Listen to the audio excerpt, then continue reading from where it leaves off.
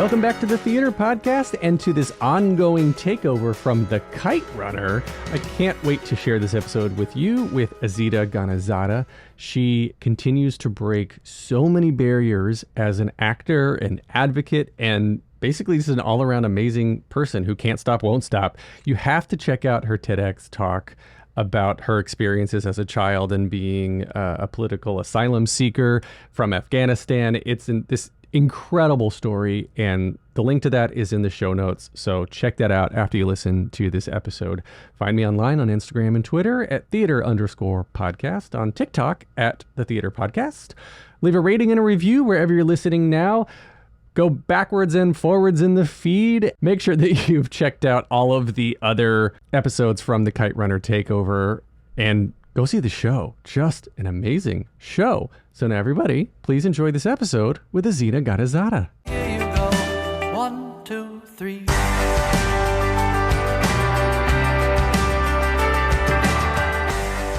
I'm incredibly excited to introduce our guest today, a political asylum seeker from Afghanistan herself. She's broken many cultural barriers in the entertainment industry. In Hollywood, she's got a recurring role on the CBS show United States of Al, and in addition to Freeform's Good Trouble and HBO's Ballers, she is also the founder of MENA Arts Advocacy Coalition, an ambassador for Women for Women International, and is now the first woman of Afghan descent to originate a role on Broadway. Holy crap, Azita Ghanizada, welcome to the Theater Podcast. Thank you so much. You forgot a couple of things. I sit on the National Council for Welcome.us, and I'm the SAG-AFTRA Middle Eastern North African National Committee Chair. So I want, I normally start out the episodes, I'm like, oh, let's talk about your childhood. And then normally that's the easy stuff, but that's the heavy stuff of this episode. Yeah. I want to save that. We're going to ease into that. So I actually love the SAG-AFTRA part of this, because what a lot of people don't talk about, or what they don't just know about before they get into this themselves, is that the show business is a business, right? And so you get into TV and film contracts and theater contracts, and you're negotiating contracts. These are legal documents that represent you, that represent your employers and whatnot. And so now, for the first time in how many years, you advocated and got SAG to add a category. You tell this whole story, because I find it fascinating. Oh, thanks, Alan. Yeah. So in 2017, we achieved a landmark achievement in labor contracts, the SAG-AFTRA AMPTP TV theatrical contracts, which is a big negotiating thing. It's, this is really big. We go on strike, we don't go on strike. I mean, these are really massive. It's a massive union. Producers is a massive labor organization. And myself, kind of began this lobbying effort to create a new designation for Middle Eastern North African performers in the hiring contracts. Because we are considered Caucasian or not considered at all in the US Census and in those boxes that you check, when diversity really became a touch point in conversations around film and TV and theater and stories, we were completely left out. And as an actress since 2004, I've been a SAG-AFTRA card carrier since 2004, and working nonstop. I've been primarily a working actor for 18 years. There was this new loophole where I wasn't getting the same jobs I always got. And I was coming out of being a series regular on Alphas and testing for a bunch of pilots, and got one, and then was told I was white at the table. You were told this? Yes. The casting directors were like, you're considered white by this television network because you don't have a box. And that seemed just outrageous to me on so many levels. It seemed like an excuse to continue to keep us behind, right? To keep us from flourishing, from one girl who's been able to never play a terrorist or a refugee and play the girl next door is now being asked all the time to put on an accent and play these kind of more stereotypical, more marginalized roles. And I didn't understand, and I didn't think it was fair. And so I began to figure out how we could change that. And I found a MENA category in the US Census. And we ended up lobbying and talking to the producers, and a lot of actors joined my cause. A lot of MENA actors went and also spoke out against this. And we ended up drafting a new hiring contract for the first time in 37 years. And that's no small feat. That ended up influencing, multiple things. It's on the equity contract now, MENA is, as well as throughout the Oscars new inclusion standards. We've got a Writers Guild Middle Eastern committee. We've got the MENA committee at SAG-AFTRA. We now have all the networks and various companies, studios, organizations reaching out to us, understanding that MENA is a global market and it's an identity and not a monolith that so many people have wanted to turn into either just being Muslim or just being something that is maligned or scary. And it's like, no, it's Azita. There's a thousand of me and, one shitty bad guy. And that's culture across all cultures. It doesn't matter. Like there's 1,000 Allens and then there's one shitty Allen, and that's culture. You know what I mean? That's society. That's the world we navigate. Like you're not responsible for every Allen who does something crappy in this world. And, we aren't responsible for people that, do something crappy from our part of the world. And, we kind of had to create a differentiation of like, no, we're US citizens. 1 in 5 of us are entrepreneurs. We all don't speak in accents. We were raised here. We're highly educated. We're, contributors to society and science and education and sports and influencing and the arts. And so, yeah, we built that category and launched my organization, MAC, to support educating people about what MENA is and who MENA people are and how to include us in this very important now DEI work. That's incredible. So MENA is Middle Eastern North African. Yeah. We largely aligned to like a SWANA definition because it includes Afghanistan and Turkey and Armenia. And so it's not quite what the US Census definition was. Ours for diversity, equity, and inclusion is a little different because it's a visual medium, right? So it's like everybody that kind of looks like us and that plays these kinds of roles. That's so cool. So then there's, if I understand it right, there's like is it tax implications or budget implications depending on how many of certain cultures you have in your production? I mean, the whole backstory behind this is fascinating. I think that people started to be held responsible, and then what my organization was able to do is really to show data of how erased we are on television and film. We're just completely erased. And then when we are seen 50% to 78% of the time, it's as a terrorist. So we were able to show people their report cards of like, this is how you guys, and it's very interesting because culture and storytelling, that's always, we're the ones that hold society accountable for like what's going on in the world.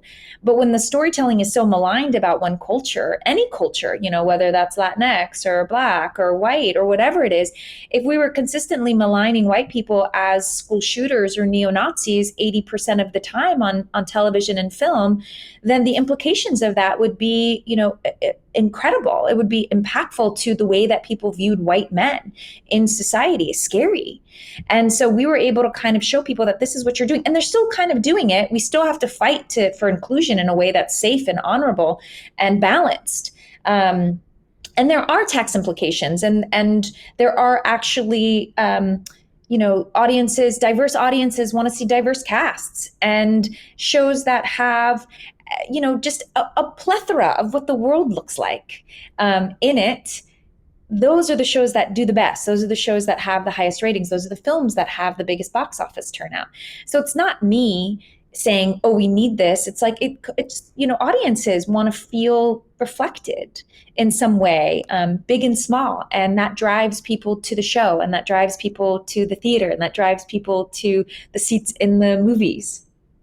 That's a level of confirmation bias I want to posit, because if it's white men who are primarily driving the industry and primarily producing the industry and primarily influencing the contracts, then they don't realize what they're not seeing and what they're not including, because their bias, it's unconscious bias, is to continue to interact with familiarity, right? And again, I remember I was reading something to prepare for this that you were talking about, like just not seeing anybody like you on screen or anything. And on top of all of this, coming from a culture where acting was very frowned upon. So now I actually want to get into the childhood a little bit because there's a lot to unpack here, and go as deep as you're comfortable going. But I watched your TED Talk, just absolutely amazing. I'll put the link in the show notes because just everybody needs to see it. You don't know your birthday. No, okay, let me just go back to your confirmation bias because I want to stand up for people because I inherently believe that people are good and can do better. I think that what people don't know is they don't have the information.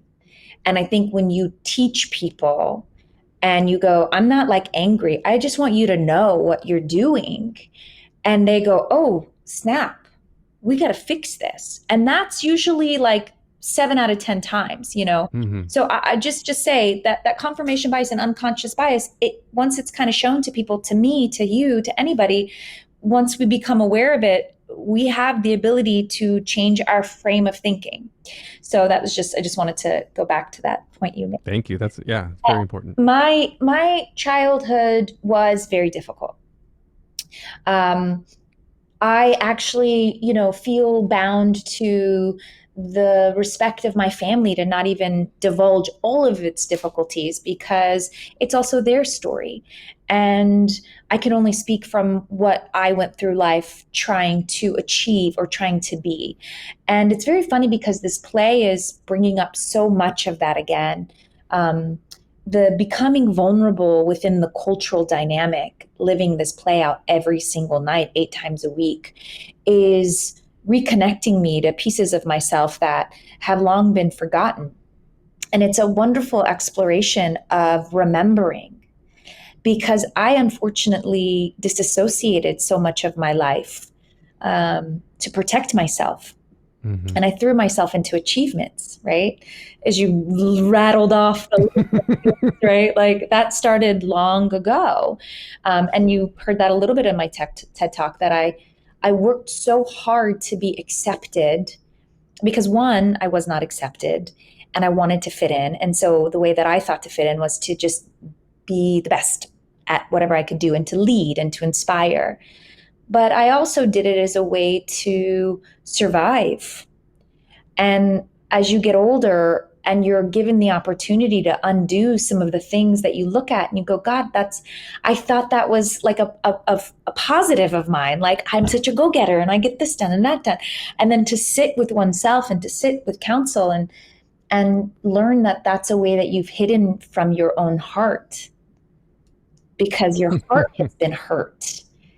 And that the strength is not in the achievements, but it's in your vulnerability. It's in your sharing your story. It's in the being brave enough to tell someone else that they don't have to do everything to be needed and wanted. They just have to be themselves. So I think that, wanting to be an artist and coming from where I came from, I think inherently there's a purpose in it. I don't think it's it's never been like, oh, I want to be famous or I want to be on Billboard or whatever. Like the purpose is in the coming back to myself. And it's the learning how to really be in my heart and how to connect. And this experience on a stage with 700 people every night, the bow is the hardest part for me. Because I feel so vulnerable in front of everybody, bowing with them. And I want to go out and hug everybody and say, thank you for sharing this with us. Thank you for being here with me. So it's been really interesting. I think that being an artist, and from my culture, which is very frowned upon, even though we are some of the greatest storytellers of all time, I think that it's such a deepening of reconnecting to yourself. And I'm so grateful to be on this path. It sounds like you've done a lot of work introspectively, and I am a huge supporter of therapy and mental health and whatnot. So, I've always said that theater is it's your chosen family, right? And there's so many reasons why people can decide to become an actor, and through my own therapy, have realized that there's a lot about myself that I'm attracted to in acting because it's validation, and it's literal, like, you did a good job, clap, clap, clap, clap. immediate feedback that you're good enough in this moment. And where does that come from? That's a relationship with parents and other things that have happened and like so much beyond. And the most successful, the actors that I see successfully working are the ones that have discovered what you were just talking about, which was the vulnerability and allowing yourself the safety, the comfortability, allowing yourself, not the audience, but yourself to go to these places with you. Because if you go there and you're comfortable, the audience is going to be right there with you. Yeah. Right? Yeah. So, well, I was working with John Markland, who's an acting coach, just a little bit on a part of the play that I wanted to feel was interesting and new and kind of exploring it. And, there's some things in the play that I want more for her. I've advocated for her since the play came to me. And that's my job. My job is to advocate for my character and, be her biggest supporter and fan and just try to connect all the dots for her. And, John said to me, I was like, sometimes it feels just grounded and free and flowy. And sometimes it feels like I'm working harder than I should be. And he's like, yeah, that's what it is. And that's what it's going to be every night for 100 nights. Some nights it's going to feel like this, and some nights it's going to feel like that. And some, that's the truth. The thing about acting, is that if you want the validation from it, you're gonna get kicked down hard. You're gonna get punted because you're not for everybody. Your story, your way of telling your story is what makes you so special. But that doesn't mean it's going to align with 10,000 people. It's going to align with 6,000 people. And 4,000 people are going to be like, it was good, but yeah. Some people are going to love it. It's going to be their story. I mean, there have been Afghan girls and girls from that Swana region and high school girls, actually. We had like high school girls that when I came out were like crying and clapping. And I was like, oh, what? Like, they're like, she's so strong. And I was like, oh, that's right. This isn't about me telling this story to a mirror. This is about me telling the story for these girls. Right? So there might just be one in the audience. There might be 50 in that audience, but it's for her that night. And that's the thing that I connect to. It's not for all 700. It's for the one. If she's in there, my story's for her. And I think when you can accept that, like, you're not for everybody, we're just not. Like, we can try to be, but that's false. That's inauthentic. Like, we have to create from our heart, and we have to have integrity and truth in that creation. And if we live and operate from that place of truth, then nobody can hurt us with their not validating us, because it's my truth. God, you have a good therapist. I do, actually. You have a great therapist. Jordan oh my God. Marks, do you hear that? Jordan Marks. There's a level of communication, a level of vulnerability and openness that that you have with people like this when they're open to, I guess, hearing this sort of feedback and to hearing they were always trying to be better. And that's the line from the play, right? I'm finding here, there's a way to be good again. There's always a way to be good again. And that's from the Kite Runner. And so, like, we all need to take that with us, whether it's this hour, this day, this week, whatever it is. We can always try to improve and learn and be better. There's a way to be good again, and redemption and everything. The families, God, I love this. I love the show. Can you tell? Yeah, I love this show too. It's such a moving play, and there's so many themes in it that, like, I mean, Khalid, first of all, the source material is unbelievable. Absolutely. There's so much poetry and so much storytelling in that book that, has ripped people's hearts wide open. And the play has been adapted in a way that stays very truly aligned to the book and, tells the story crisply and as cleanly as possible. so that the audience that loves the book will understand and connect and reconnect. And even those that haven't read the book, I mean, our audiences are amazing. It's been a gift to be with them. But there's so many themes in the book that you hear, you know, shame and guilt. I have guilt, I have shame, but I have courage to want to be chosen for me and to walk away from someone that doesn't choose me. And, you know, to know who I am and to try and choose me regardless. There's ways to, even if you have failed someone in your life and that guilt has, like, you know, weighed heavily on you, there are ways to be good again. And I think that the human themes explored throughout the play have affected everyone in the audience. There's something that everyone connects to in one way, shape, form, or the other. You know, somebody was saying to me, like, you know, even when we talk about like the you know, there's an active genocide against Hazaras in Afghanistan. You know, they are systemically trying to erase them from society. And we see that a little bit in this play. It's not really spoken of. And someone said to me, you know, a white woman in her late 30s was just like, you know, I don't understand that riff, right? But I understand what it's like to not like somebody because they're not the same as you. And you look at your own bias and your own, you know, racism or the racism that you see. And that was something that I was like, oh, how interesting, because I'm so Afghan that, like, I understand the story in its the way that it's shared. And for her, she responded to the racism that they were experiencing, that, you know, Hassan was experiencing, in a way that was like, yeah, like, why are they bully? Why do we bully people? And so I mentioned this meme to her that I saw on Instagram where it says, what's the deal with bullies? Like, why are you so mad that I'm ugly? And I was like, bullies suck. Like, they make no sense. But yeah, it was, you know, there's that it doesn't matter. Like, there's something in the play for everybody. And that's why I love it. Is it hard for you to get through the show 8 times a week? And is it like the same moments for you that sort of hit close to home, or is it different things each night? It's different things each night. And, you know, I've said this in some other interviews, but I didn't want to have an Afghan wedding.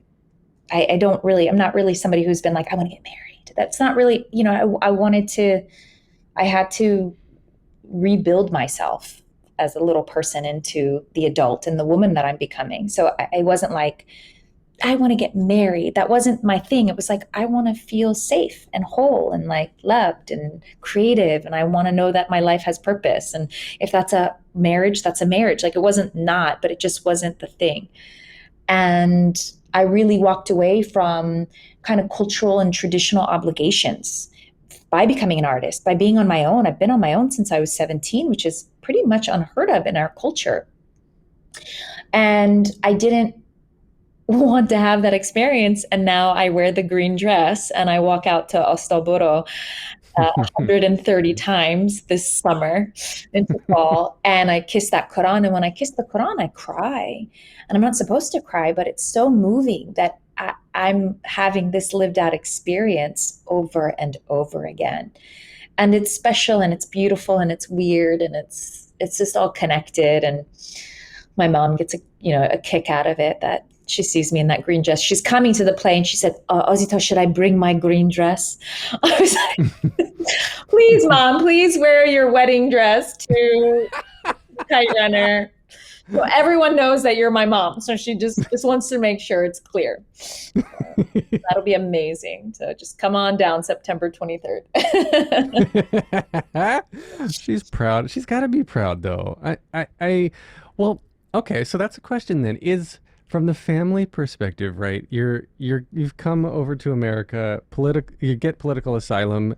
I've heard you speak in another interview too that, like, you had trouble getting your citizenship because you didn't have paperwork. You didn't have your birth certificate. Very similar to what's going on in the actual story of the Kite Runner, right? And so now I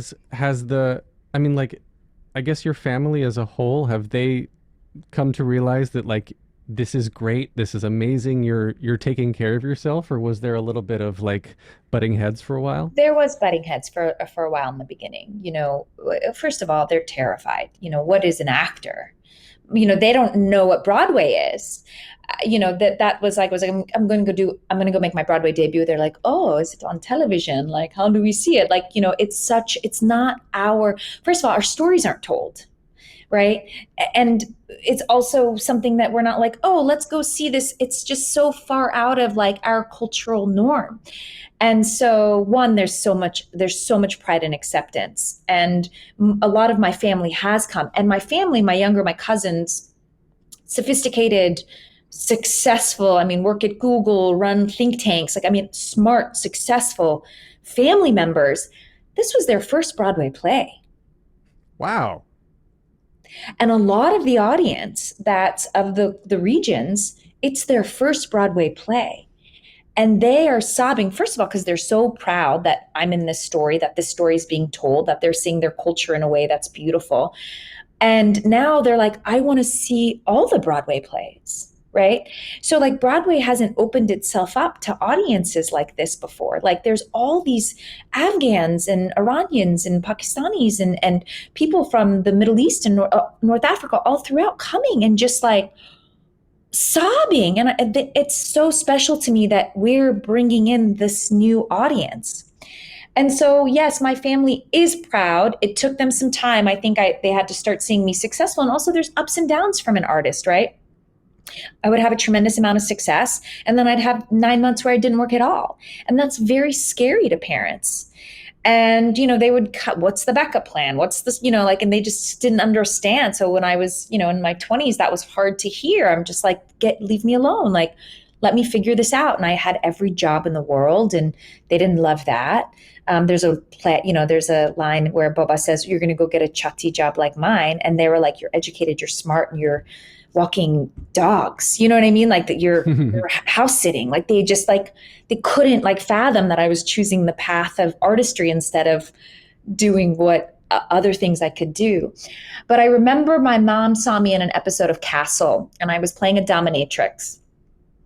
And I have a whole leather outfit and a whip, and I'm with my friend John Huertas, and luckily we're good friends, so we got to play. And I'm like whipping John and like doing the whole thing, and I'm all done to the nines. And my mom called and was like, oh my God, I told everyone in Virginia to watch you on Castle.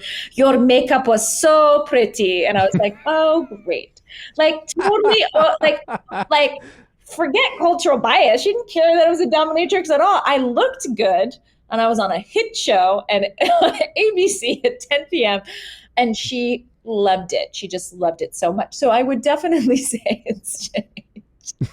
They're not the parents they were in the 80s. They've definitely come a long way. And, I think Facebook has helped with that, because they have the internet, like they have so much access to things and movies and stories, and they were just scared. They were scared. Yeah. Yeah. Well, why then did you decide to go into performing and acting and pursue this path that didn't have anybody like you in it for the most part? Yeah. I think I've said this before, like, how do you become what you don't see? Yeah. Right? Like there's no, like, who do you model yourself after? And I would give anything to have had mentors. Like, I think about that all the time. I just didn't connect to anybody because like they didn't have the same story. I learned English watching television, and it was probably the happiest time in my home was when we were all watching some sort of a show. I loved the escapism. I loved watching Entertainment Tonight with my mom. I loved watching Dynasty with my mom, Peter Jennings. Like I say, Mary Hart, Peter Jennings, and Joan Collins taught me English. And that's pretty much everything you need to know about me as a person. That's it. Like newsy, glamorous, and like loves television and entertainment. But, I so desperately just thought, I want to be there. And I didn't know what that meant. I didn't know if that meant I was going to, work in the news, if I was going to like become a journalist, if I was going to become an actress. I thought I could become an actress, although I didn't have any craft. I just thought there was something in me that thought I can do this. because I have so many stories to tell, right? I said this somewhere else recently that like I had a lot of life. Like you can't teach what I experienced, right? You can't give somebody that DNA of like being a survivor of war, coming from war survivors, like being shown photos of children with missing limbs from landmines and being told that's what you escaped, be grateful. You know, that kind of awareness at 8 years old that like you've escaped war, going to airports and picking up people coming out of refugee camps that have been threatened and violated and abused and prisoners of war, and you're 8, 9, 10. Like I had all of that. I had a family that was falling apart under, you know, the cultural transition, that was desperately holding on to their family with girls that wanted their own ideas to express that their own autonomy and selves. I had all of these things kind of experiencing that I was fighting through. And so I had all the life, but I didn't have the craft, right? So I think I showed up in Hollywood on a one-way ticket. I gave myself 30 days to make it. 30 days? Yeah, I know. And I'd only been on a plane twice before. And I didn't make it in 30 days, but I did find a job at E! I'm a proud E! Networks alum. I worked there for a couple years, and I learned everything about the business. I learned everything about the business. We actually called it E! University at the time because everybody was there learning about different aspects. There were actors there. There was people that wanted to be on-air hosts. There was producers. There, you know, there was just everybody. And like, I'm close to so many of them still. And I got to take acting classes and for the first time in my like, you know, early 20s. And I just remember feeling so alive when I would do it. There wasn't any other feeling I'd ever had. And it's still my happiest place. Like, this is exhausting. This is a lot. 8 shows a week. I mean, tech, I blew my calf. I mean, I had to miss something with you because I popped my calf from being in tech and doing previews and not having even a minute, like the exhaustion, the body shut down. My body shut down. Like I've never fought dehydration like I'm fighting right now. But I will be a wreck if I miss a show. I don't want to miss one show. I don't want to miss that one opportunity to express myself and to connect to my beautiful cast and to our audience. I want to be with them every single time, 8 times a week until October 30th. And then I'm going to be on an island. So goodbye.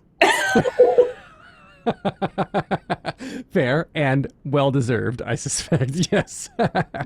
All right. So I think that's a wonderful place to transition to our 3 closing questions that we use to wrap up the episodes. The first one just simply is, what motivates you? Purpose. Should I elaborate? Is it not one? No.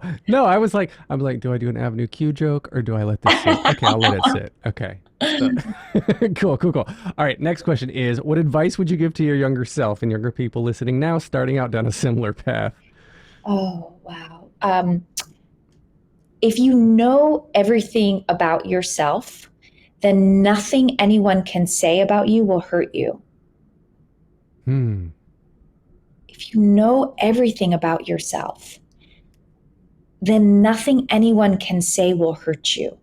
And that means living in honesty and integrity and alignment and knowing I was just a shitty person right there, or I did that terrible thing, or sometimes I do this thing and that's not the best part of me.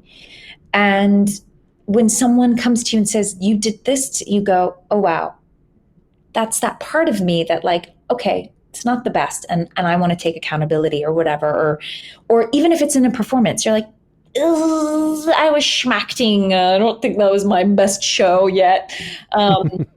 And somebody says a bad review about you, you can go, I was schmacting. I wish they would come back. You know what I mean? Like, or I had a headache, or I was pushing it. Like, you know, you're just so aligned with yourself that it's like, what does that person doesn't know? Like, they didn't get to see you for 365 days. They caught you in that one moment. So I think that's the one thing I would tell to younger people. It's just do that. And also do the work. Do the work. You know, you can get away with cheating a little bit, but, you know, under the lights, it will be exposed. I want to go back to something you'd said at the very beginning, which was like, it's not for everybody. You can't please everybody. So even if the reviewers are all white men, they're not going to get the story in the same way that your 20-something Middle Eastern women are going to get. It's going to be night and day. Absolutely not. And that's about who are the gatekeepers to telling stories, right? So Yep. who are the gatekeepers that tell us what stories we should watch and shouldn't watch, and how do they connect and not connect? And that's just dismantling a centuries long failed way that people view things. And it doesn't affect me because I don't connect to that person's life. There are things that they love that I don't love at all. That doesn't mean that we're separate. It just means that we're different. We're still connected. Yeah. All right. Last question then. If you could only see one show for the rest of your life, but you can see it as many times as you want, what would you see? Broadway show? Any show. We'll go with Broadway, and then you can do TV or film too if you want. Well, my favorite show this year was the Lehman trilogy. Ooh, yes. I loved it. And I'm sure seeing it over, and what a tour de force of acting. I mean, actually, after seeing it, I went to Matthew Spangler and I was like, why can't I narrate at certain points? Like the Lehman trilogy, swap it on over to me. I just felt so inspired by that storytelling and the way Sam Mendes handled that and those actors. And so I would say the Lehman trilogy for sure. I would say a story that I loved on Broadway that was a story about that I really connected to as a personal story was The Color Purple. I was so moved by The Color Purple. I felt seen. I felt connected to. I was so glad that it was being told in that way. I love that. All right. So where can we find you and connect with you on social medias? On Instagram, I'm Azita Graham. On Twitter, I'm Azita Ghanizada. And that's about it. I don't really use Facebook. I'm on there, but I don't really. Well, you just said your name Azita. You said, but your mom says your name Azita? Azita. Yeah. It's Azita. The American way has kind of been the way. When I was a little girl, they'd always stop at my name. Right? So from the age of 5 in kindergarten, that's probably why I'm a public speaker. It was because I had to stand up in school in front of all the 28 students and I'd have to go, Azita Ghanizada. It's not that hard. No, just not Americanized. You're not used to Bob and Richard. Hey, everyone learned how to say Daenerys Targaryen or Arnold Schwarzenegger. They can say Azita Ghanizada. Get to the chopper. Yeah. Get down. Okay. You can get more of me at the theaterpodcast.com. I'm on Instagram and Twitter at theater_podcast. I'm on TikTok at the Theater Podcast. Leave a rating and a review wherever you're listening. This has been edited by Well-Rounded Hoodlum Productions. Jukebox the Ghost gave us our intro and outro music. And Azita, thank you so much. I hope I end up on TikTok. We'll put it on the TikToks. We'll get there. Thank you so much, Alan. And again, I'll talk to you soon. Take a deep breath, make the world a little colorful.